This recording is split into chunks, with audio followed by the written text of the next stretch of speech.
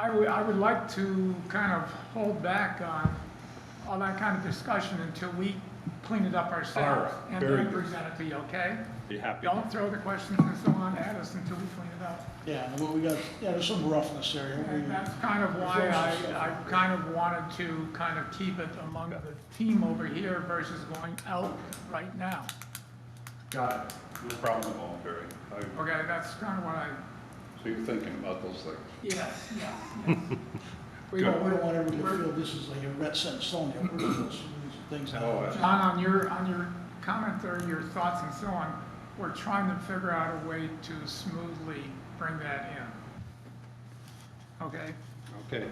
Don't be too smooth, though. Well, we want to be smooth. I mean, Rough is not good. but don't be too rough. Yeah. Bottom line is you're doing good work. Thank you so much for meeting and working through this. I think it's very important, like I said last meeting, you know, having a vegetation management plan that does address the, you know, the potential for, you know, trim the view and those kind of things, I think is important. I think you're correct, and there is none here for the city. Right. There is none. At this time, so. Right. Okay. Anything else on that issue? No, that's it for that.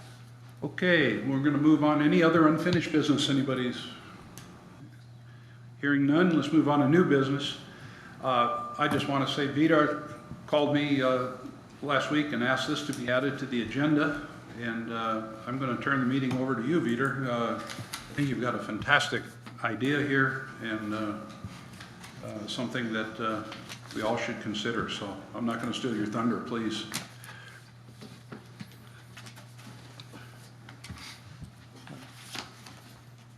Yes, Kelly, could you go back one slide? I think there should be one before, yes. Sorry. Yeah, so the idea here was that we have briefly discussed earlier, is that it would be good for the city to have an inventory of all trees on public land, via. I know that's a large number of trees, probably a large project, but it would be something that I think would benefit the city. And of course, we could take time to work it out, and we might find volunteers who would be willing to work with us on that. So what I did, initially I did some search online for applications that we could use, or solutions that we could use. And then I stopped by Katie's office one day and asked if there was any work done on inventory earlier, because my understanding was that there had been some work done. But that might not be the case. Anyway, what I learned was interesting was that the program I found online that I thought was a very good one was called ArcGIS, ARCGIS. And what I learned from Katie was that Public Works uses that program already. Mm-hmm. I have not had a chance to discuss this with the director yet, but I would think that ArcGIS has what they call a solution that is developed, like a package that is already there, that we could tailor-make to our needs. And then I would think that that could be laid on top of what the city already has as another layer, or maybe a set of layers. So if you want to pull up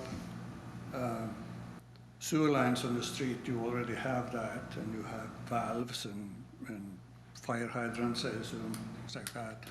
If you wanted then to pull up trees, you could do that.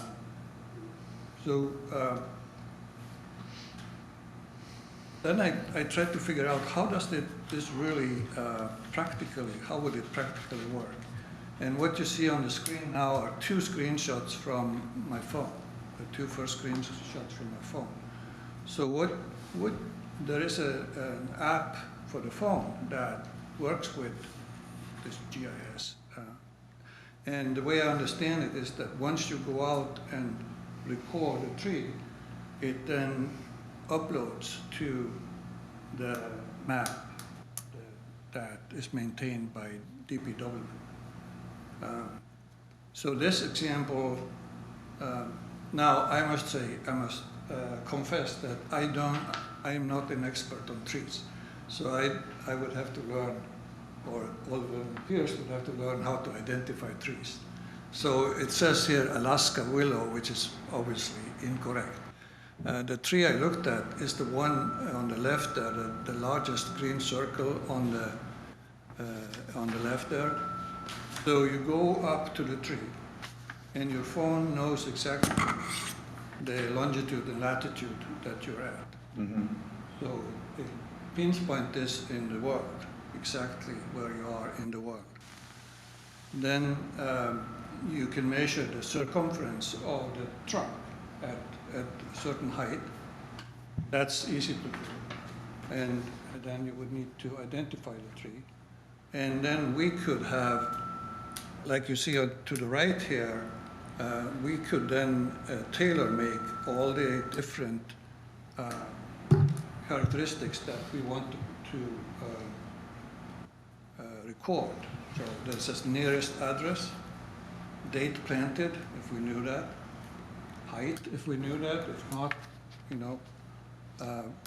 don't. Who's it owned by? The city. Maintained by the city. And the warranty.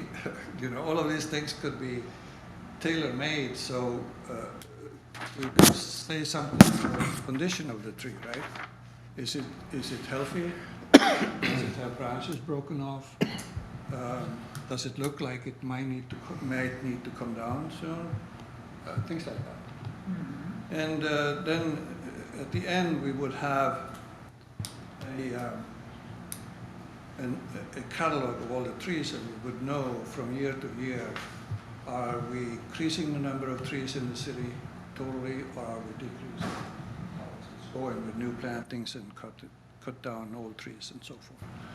Can we move to the next page, please? So that's just the same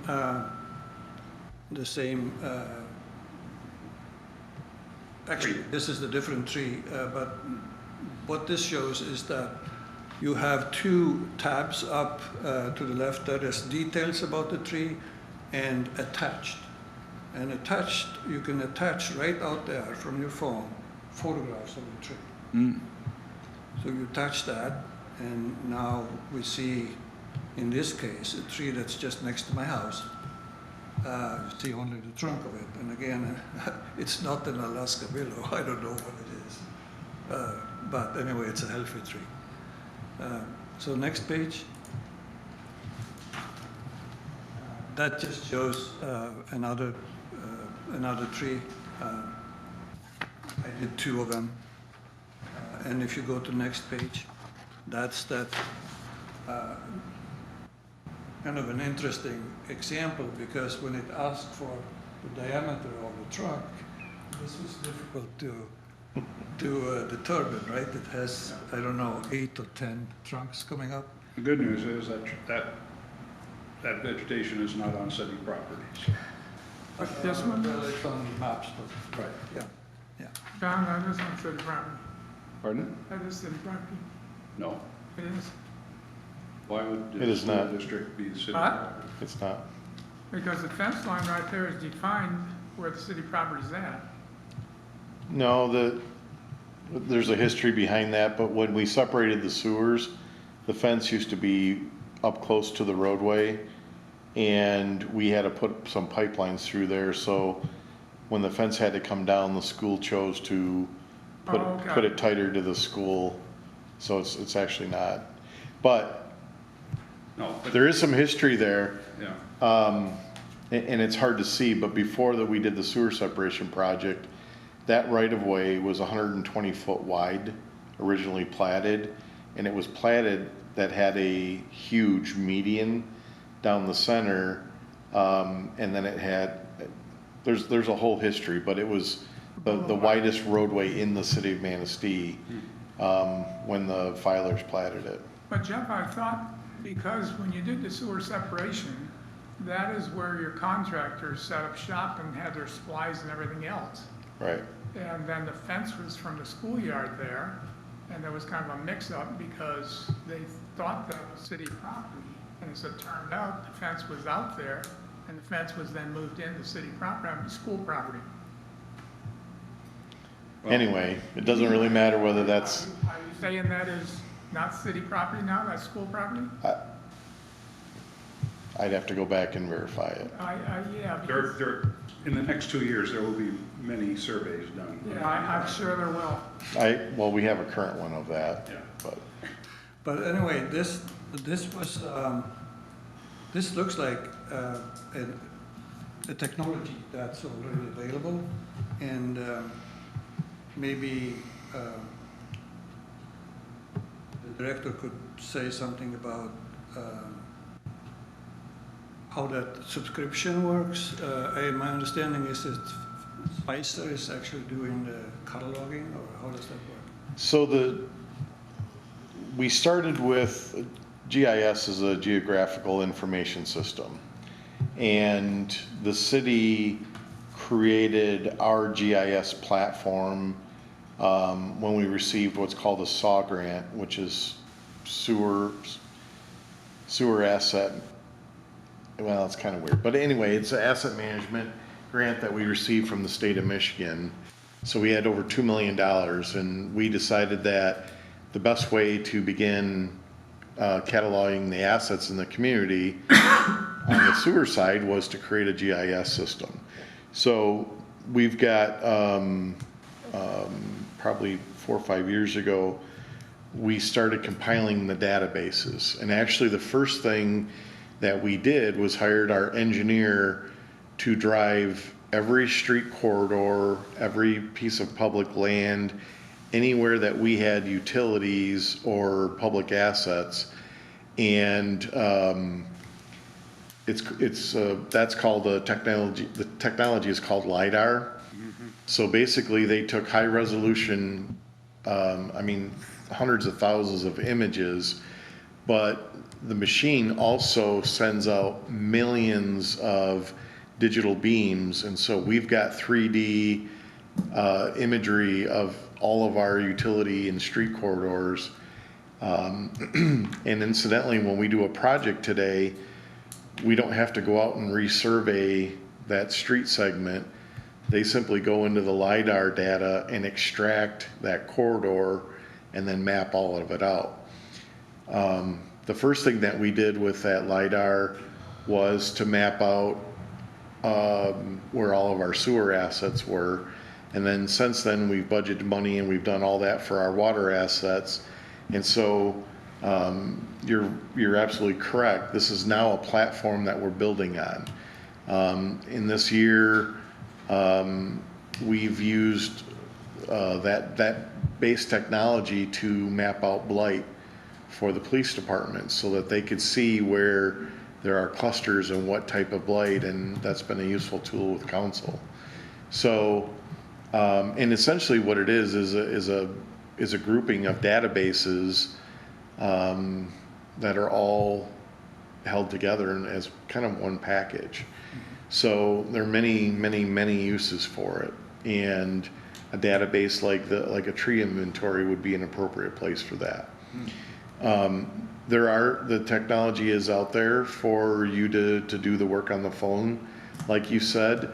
However, you have to be an authorized user and for us to be able to let you put data into our system. You can look at anything you want if we give you permission, but it takes a whole nother level of permission to be able to add to that database. So as an example, all of our water department and all of our sewer guys all have iPads. Every time we do an excavation, a repair, anything, we've got photos of it now. And we type in the data when we flush a fire hydrant. That hydrant has now an asset ID, so it's hydrant 469, was flushed on August 8th, you know, for 10 minutes until we got clean water. And those are, some of that stuff is useful to us, some of it's required by the state of Michigan. So yeah, this would be a compatible platform. Would there be an additional cost to the city for us to use it to map trees? You have to have somebody input the data, Right. so there's that component. For example, I'm just throwing out an example.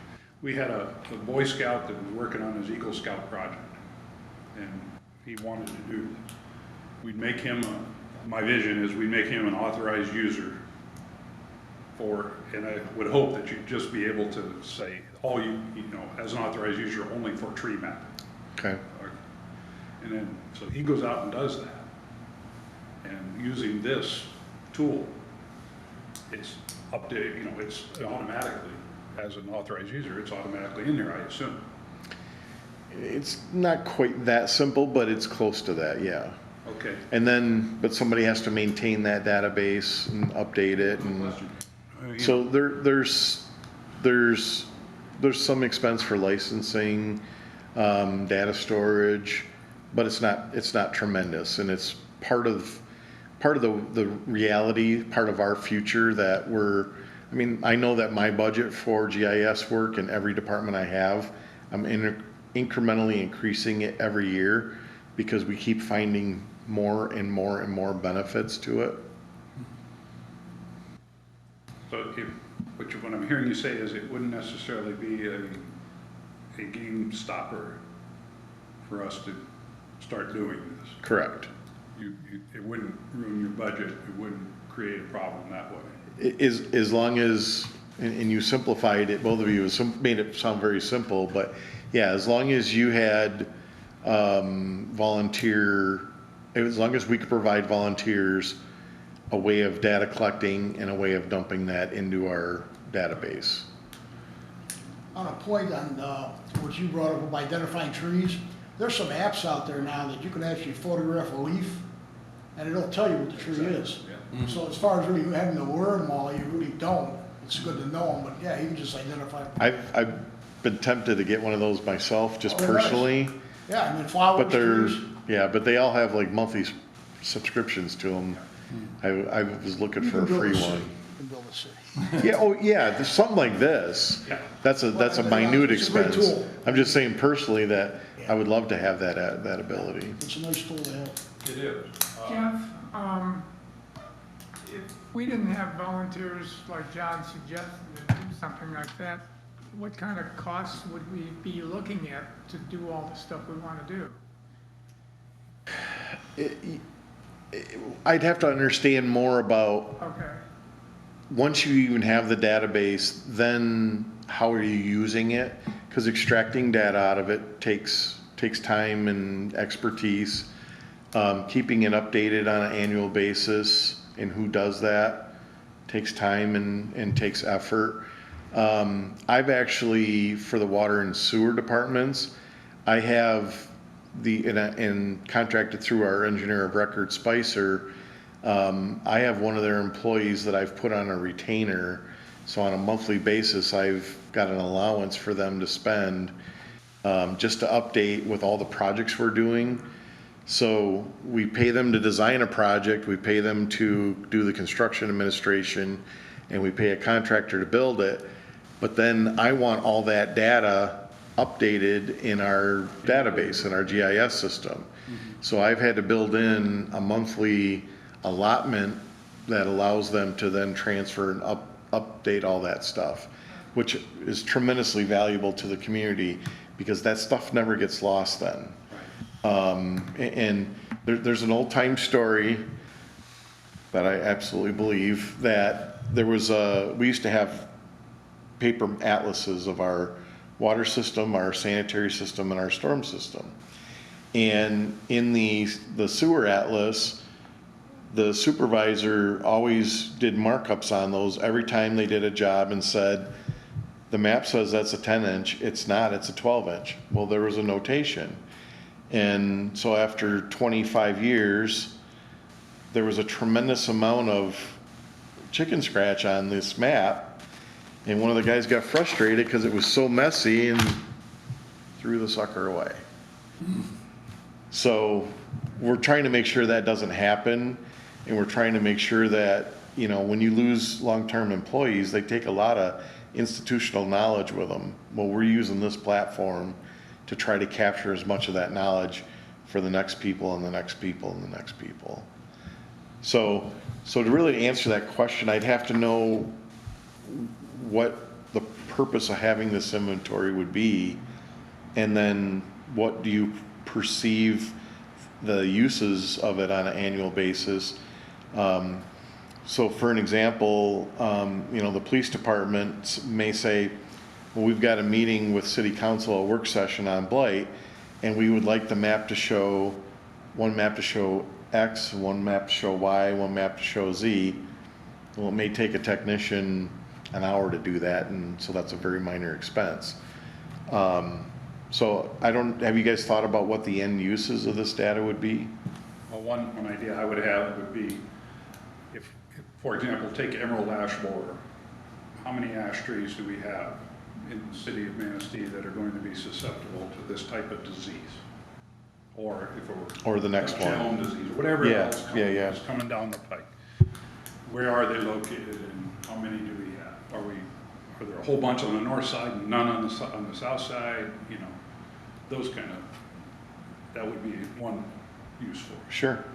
The other use obviously is how many trees, you know, how many mature trees do we have that are in danger of reaching the end of their life cycle? Okay, and we tell that by their, you know, the diameter, you know, basically in the pictures. You know, anything over a diameter of, you know, 36 inches, and it's called diameter breast height, or DBH, that's the term that's used. And, you know, those are the kind of, I'm just brainstorming now, but, you know, these are all things that we could make use of this. Well, it'd probably help us track the variety of trees too. We have, Amen to that. you know, To track how many what? oaks, somebody, you know, Variety. the variety of trees would help us track too. So maybe we wouldn't overpopulate with one variety versus another, but keep a balance too. Another point that, you know, especially when homeowners request a tree. So that'd be entered in there, that a new tree was planted and variety and. What I could do to maybe move one step further, I have just a limited free use of this program for, I think, a few days. Trial. 2 days or something. Yeah. Trial. And they seem to have a good support, so phone support. And I have a name of a specialist on this type of tree inventory solution that I'm going to call up. And, you know, I could talk to him and then ask what other cities are doing and things, and try to get better understanding of the details, and then I could maybe come up with something to send over to you. So another thing that what we've done in the past is we have assigned an iPad for data collection, okay? And when you create an asset field, so trees are our assets. Every asset, you can then customize what data you want to collect for each one. So species, size, condition, whatever. You know, that thing, the example you had maybe 20 of them. You can make it 5, you can make it 8, you can make it a dozen, but we can customize that. So on that iPad, it's simply a tap, and then your menu comes down. Pop up. Right, and then you can pop, and instead of having to type in, you know, Alaskan willow, well, that'd take me a half hour, but you can just go, hey, click on that one, and then go to the next field. 6 foot diameter, and it's real easy to populate that way.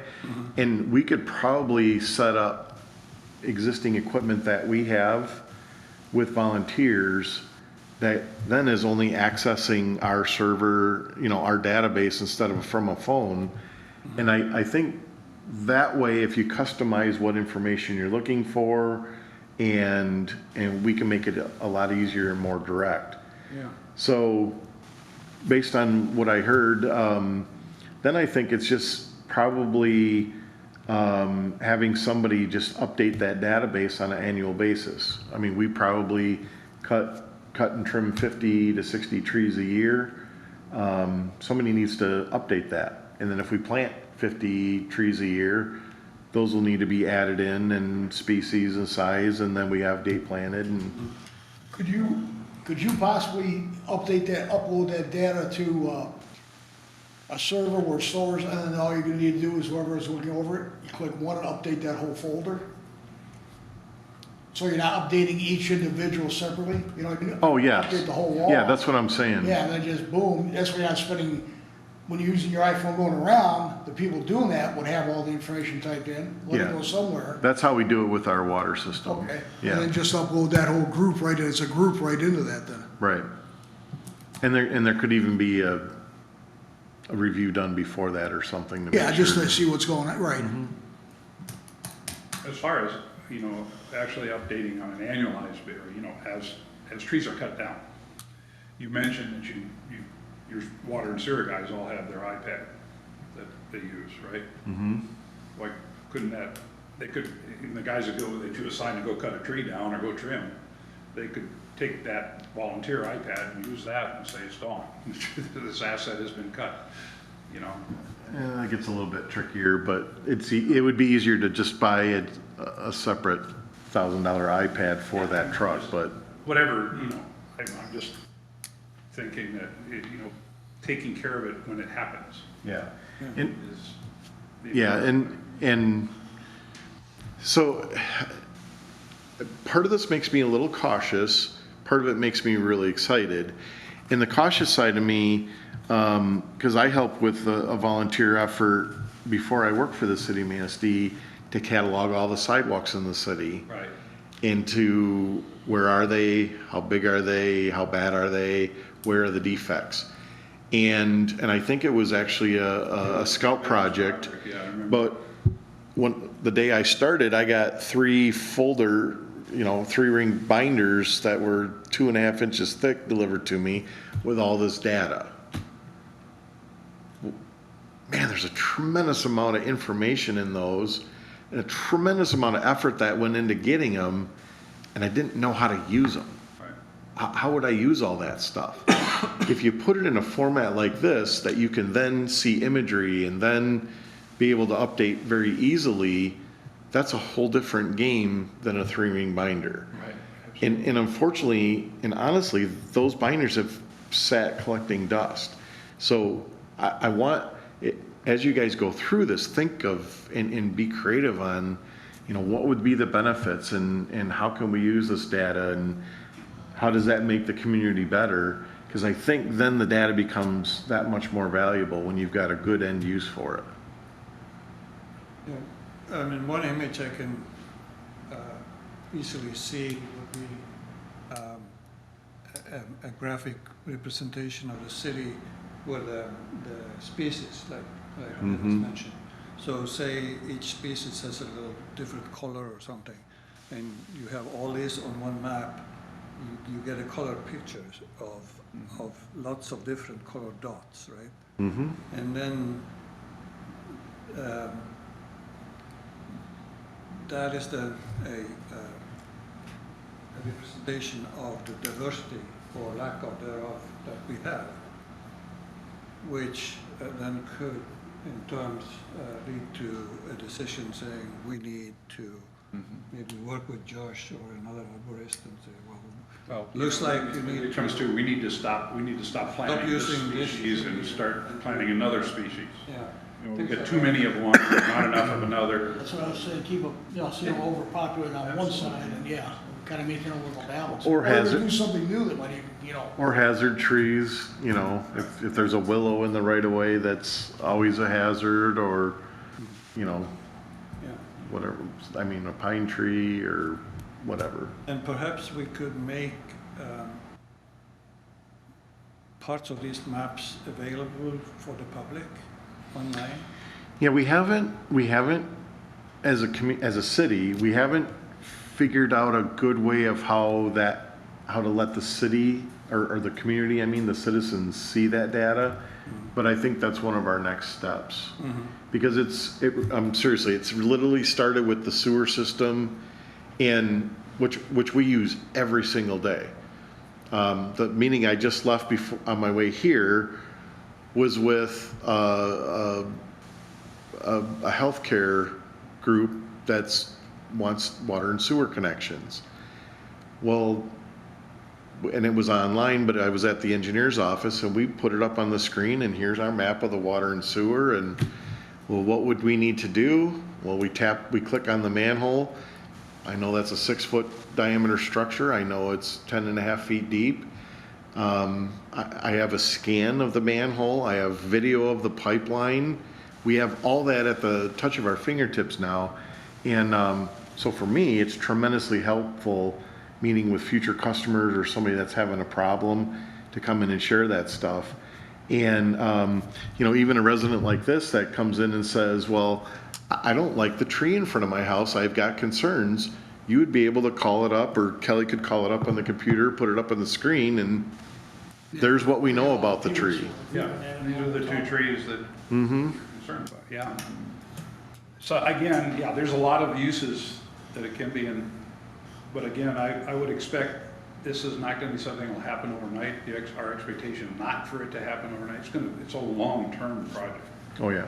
I mean, even if we get volunteers, it would probably be neighborhood by neighborhood at best to build. But I think we gotta start somewhere. And I think the simplicity of it, as you demonstrated, is what I'm loving, because if we can do it with our cell phone or an iPad, versus. But that simplicity's times 10,000, 12,000. Oh, I understand. We've got a lot of. I mean, we're blessed with I know. trees. But I think, if we start now, we can build this over time, and if we don't start, it'll never get done, all right? That's it. But I don't see that there's no expectation, for me at least on this commission, that there's any additional work for the DPW. I would not lay this at your feet. I don't feel like this would, I don't think I would have concerns with that. Yeah, you would have concerns. I don't have concerns with this database creating another burden on us. I think it's a tool that we could use. Collecting the information, getting it done is not going to be laid at the feet of the DPW. Thank you. Correct me if I'm wrong, yes. No, that's something I think we need to Yeah. organize. But I would like to explore, with Spicer on what it would take to extract that data out of our LiDAR that we already have. I don't know, there would be an expense to that, but I don't know how to correlate that with the value of it, right? So if they said, for $5,000, we can do the entire city. Well, okay, that's a lot different than if it was 100,000. And so, if there was a low-cost way of extracting that, then all we would need to do is maybe a volunteer or a group to go out and verify it.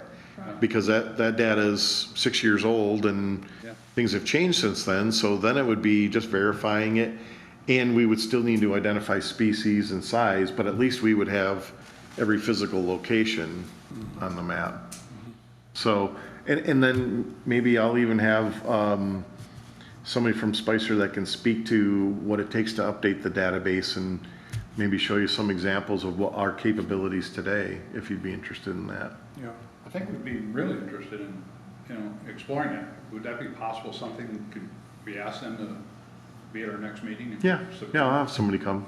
What do you guys think? And they may even have ideas beyond me that, Yeah, or beyond you guys on how other communities are doing it or something like that. that'd be great. Okay?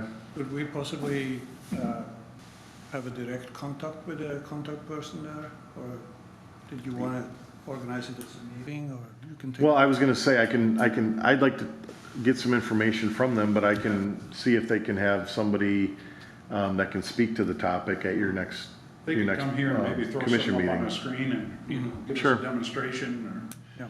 that'd be great. And, yeah, because again, I don't wanna throw this all on your back too, this. Yeah, I left my iPad in my work truck, but after the meeting, I can even show you how I have access to it when we've got a water main break, when there's a fire. I use that to help the fire department know where points of connection are. Yeah, we use it every day. Yeah, no, it's amazing. I mean, to take data, it's a mountain of data. You just mentioned, the big atlases or the 3-ring binders, but it's worthless unless you can mine that data Exactly. and find the nuggets of knowledge that are in there. So in ArcGIS is a project of Esri, and Esri has got to be one of the most valuable companies in this world, because that's all they do is help you collect that data. I mean, in every way, shape, or form. And then there's lots of different programs that help you utilize that data. Sure. So, Would they tailor one if you asked them, this is what we want? Would they also come up with a program if you need something that they don't? I'm sure you could pay somebody to do that, 100%. Well, they do Yeah. have what they call a solution for tree inventory on city property. They already have a solution for that, my understanding is.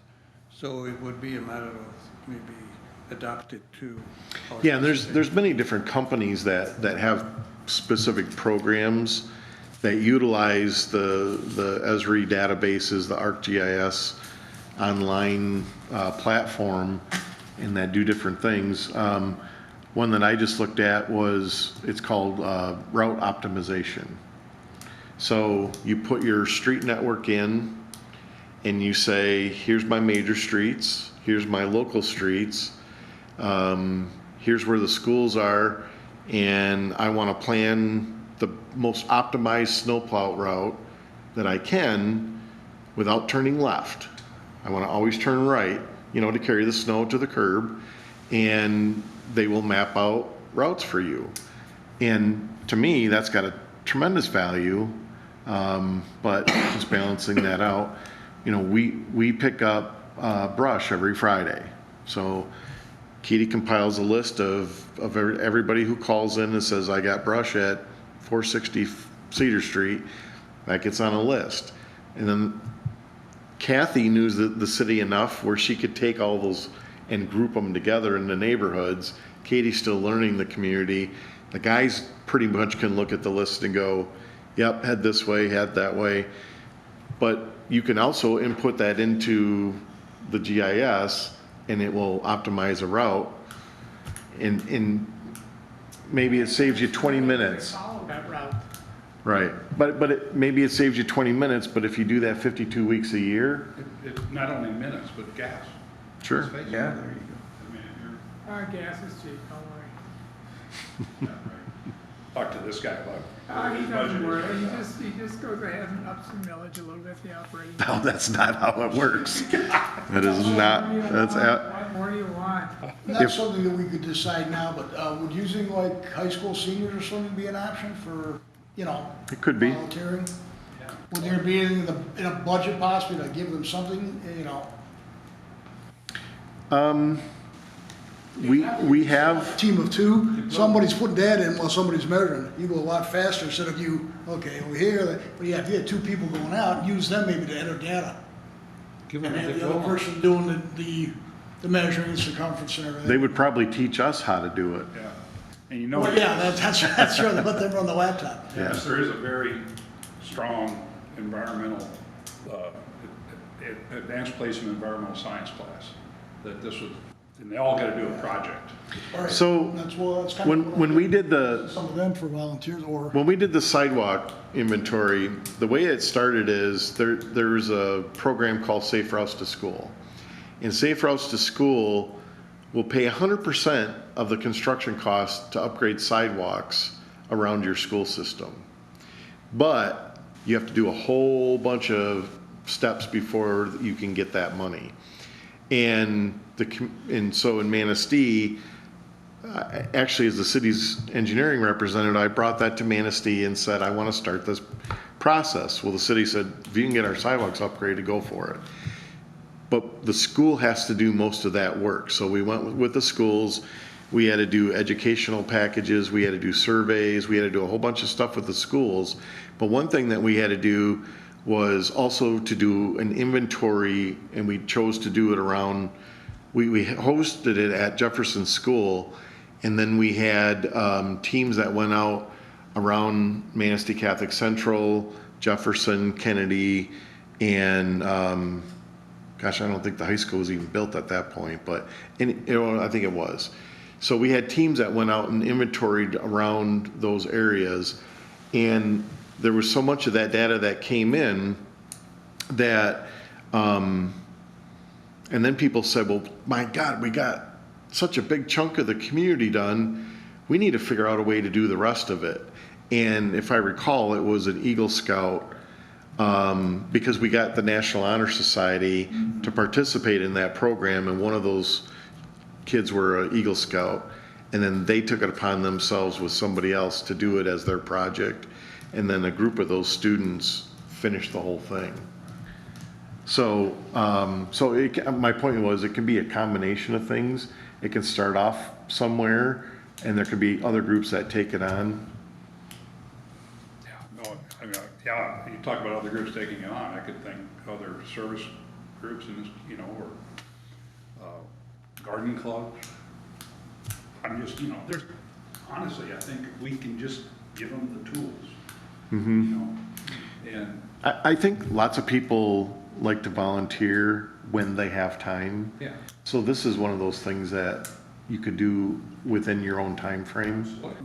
And I'd be interested in learning all the species, and I mean, I think it'd be kind of an enjoyable project to do or volunteer for. yeah. Well, I agree. I think this is great, and it sounds like we got a path forward that we're gonna explore. So next meeting, if we get somebody from Spicer here to show us a little bit more about this capability, that'd be great. And, Vidar, thank you so much for your, work on this and bringing it to us. I think it's outstanding. All right. Yeah, the key will be implementing the data collection, Yeah, I think. absolutely. That's the big nut to crack. Absolutely. Again, let's explore that Yeah. down the road. We're not making any commitments today, but that's it. All right, anything else? Moving on into announcements, let's just start. Sam, you got anything you'd like to say? Well, I think this, right now, that we've talked about, I like that, the LiDAR, the GIS idea for, you know, something that streamlines some ideas that we're coming up with for the city of Manistee. And I like the idea of being able to use that to identify specific species of trees and where they are. And then we can identify the various kinds of pests that could be involved with that. So, I mean, that could be really helpful in containing, you know, diseases in the trees. I like that idea. Very good. Jerry? I've got one thing that's kind of out of the ordinary, and, but anyway, the other day when I was doing some of this other stuff, I was looking for a fresh copy. I was gonna look for a fresh copy of our tree trim request. And you know, I couldn't find one online. There's no way to get one.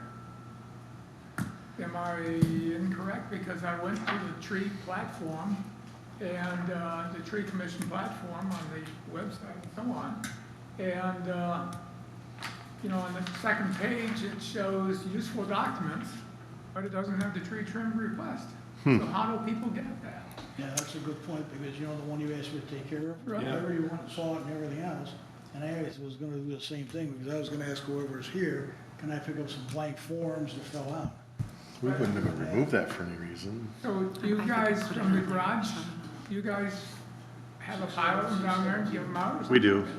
Well, I. We do, but we've always referred to them online too, I and know, but there's no place online unless I'm missing something. We need to get it up online, Right, that's all we there need is to to put it. an attachment. I maintain or a part of maintaining the website. I thought I had it on there, but I will check tomorrow and we'll get it started. The other day, out of curiosity. and I we'll, said, we'll double check it and we can send you the link if it's exists. And if not, I can easily put it on, so. Well, I mean, how would have I found it, if it Otherwise. existed, how would have I found it otherwise?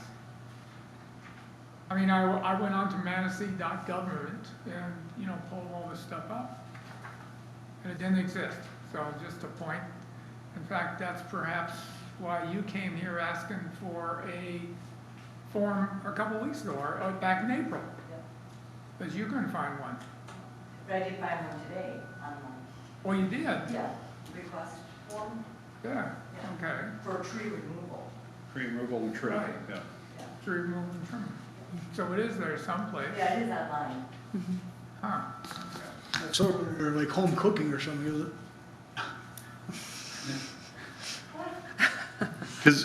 Because when people generally call the Public Works office and we give them an option, we can scan it and email them to them, or we'll give them the link online, But, or they can I'm stop in saying and pick up a hard I think copy. attached there, it'd be logical for an attachment there, at least in my mind. That's all I got. Well, Can we pick up some runoff looking right now? forms maybe? How about that? Can we pick up some runoff forms? Could you run off a few, yeah. you know, dozen for each of us maybe or something? I So think we they have have some some at blank. City Hall too. People pick them up at City Hall as well. Okay. Also, you know. Okay, yeah, so we can just grab something, I guess, maybe?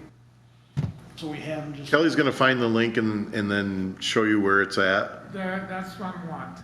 and we can run some copies. And again, apologize, if we all are carrying these around, you know, and we give them to somebody, and they give it, we don't properly track it.